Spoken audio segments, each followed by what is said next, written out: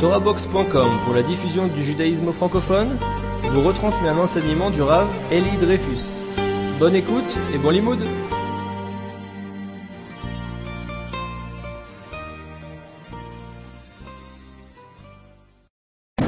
Alors avant de rentrer dans le vif du sujet, j'aimerais dire quelques mots d'introduction. C'est un sujet qui, de manière générale, est mal connu. Donc, Nida, c'est un sujet qui, malheureusement, est entaché par des tabous. Dans trop de familles, on comprend mal et on vit très mal ces questions de Nida. Mais très souvent par une méconnaissance réelle de ces halachot. Alors, je tiens à préciser que ce problème n'est pas particulier, n'est pas exclusif aux familles qui ont fait un peu de tchouva sur le tard. Même dans une famille, si vous voulez, où les enfants ont grandi dans un esprit de Torah, de mitzvot, il faut savoir que très souvent, il y a des problèmes essentiels au niveau de Nida. Et j'aimerais vous expliquer le pourquoi c'est important pour mieux appréhender ce cours. Un enfant qui grandit dans une famille strictement orthodoxe, il sait que Shabbat, il n'a pas le droit d'écrire. Il sait que s'il veut boire un verre de coca, il doit faire chez Akol Nimidvaro. Ça fait partie d'un vécu éducatif. Par contre, lorsqu'il s'agit des lois de Nida, il y a malheureusement, pas malheureusement, mais il n'y a pas de vécu éducatif pour dire des raisons évidentes. Ce qui fait que lorsque un enfant est préparé au mariage, que ce soit un garçon ou une fille, même lorsque la préparation est bien faite, ce qui est trop rarement le cas. Trop rarement, avant le mariage, on se prépare comme il faut. Et les halachot sont vécus de manière très, très théorique. C'est mal appréhendé, c'est mal compris, trop souvent. Et dès le lendemain du mariage, on doit commencer à appliquer ces halachot. Alors, en plus, il y a très peu de communication, trop peu de communication au niveau de ces halachot. Ces feuilles qu'on distribue dans les différentes communautés, le Shabbat, etc., même s'il y a parfois des choses de grande valeur, on parle jamais pratiquement de Nida. Les cours en public sont trop limités, il y en a trop peu. Et il y a une fausse pudeur, ce qui se concerne ces halachot. Quand la semaine dernière, il y a une femme qui est venue chez moi, qui a pleuré, elle me dit, voilà, moi j'ai grandi à Meknes, vous savez que Meknes c'était...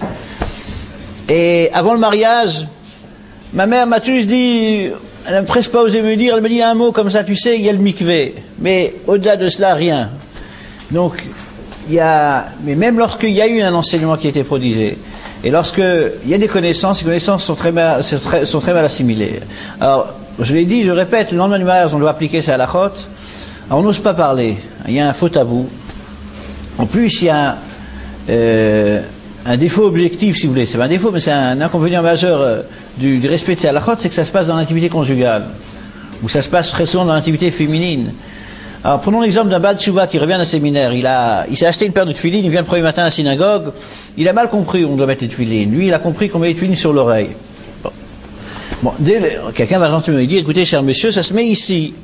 Il faut savoir qu'il y a des couples qui vivent parfois, je parle de couples qui veulent respecter les halachot, qui vivent parfois pendant des dizaines d'années, dans des erreurs de la même intensité. Pourquoi? Parce qu'il n'y a pas de feedback, il n'y a pas de contrôle social, et ce qui fait qu'il y a des gros problèmes parfois, on s'en rend compte seulement lorsqu'on étudie.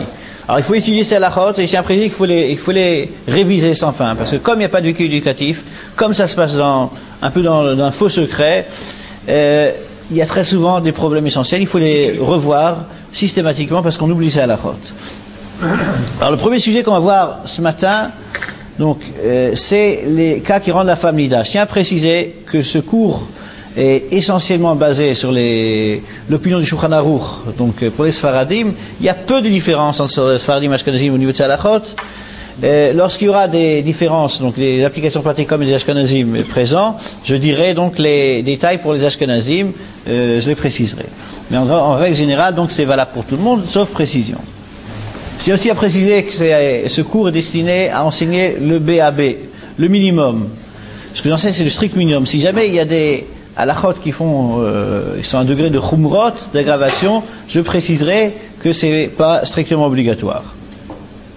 Est-ce que ça présente des difficultés pour les couples qui se marient un peu assez Non, aucune. Il y a peu de différence, très peu de différence. Mais on les précisera. Donc, dans les grandes lignes, c'est la même chose. Hein. Il y a des petits détails qui changent. Voilà, le sujet de ce matin, c'est donc les cas qui rendent la femme nida. Alors vous allez me dire, si je vous ai fait lever de bonne heure pour vous enseigner les cas qui rendent la femme nida, vous aurez pu faire les grasses matinées ce matin. Parce qu'on le sait très bien, c'est lorsqu'une femme a ses règles. En fait, la définition de nida est une définition qui est beaucoup plus précise que cela. Une femme est nida dans tous les cas où il y a eu un écoulement sanguin provenant de la cavité utérine. Je répète, un écoulement sanguin provenant de la cavité utérine. Alors, ce qu'il va nous falloir préciser, c'est donc, d'une part, les causes de cet écoulement. On va essayer de voir les causes de cet écoulement. Ensuite, on va voir l'état de la femme.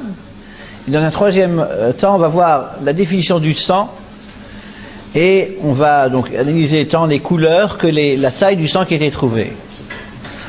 Donc, premièrement, les causes de la... Je vous en prie. Que du sang uniquement. Que du sang. Non, que du sang, mais justement, il faudra définir ce que c'est le sang. Donc, au niveau des... Mais c'est une bonne question, on reviendra là-dessus. Donc, les cas, quels sont les cas qui rendent la femme nida? On a vu que tout écoulement veut dire, en dehors de l'écoulement mensuel, il peut y avoir très bien un écoulement même très limité dans le temps et dans la quantité, provoqué par exemple par un effort physique.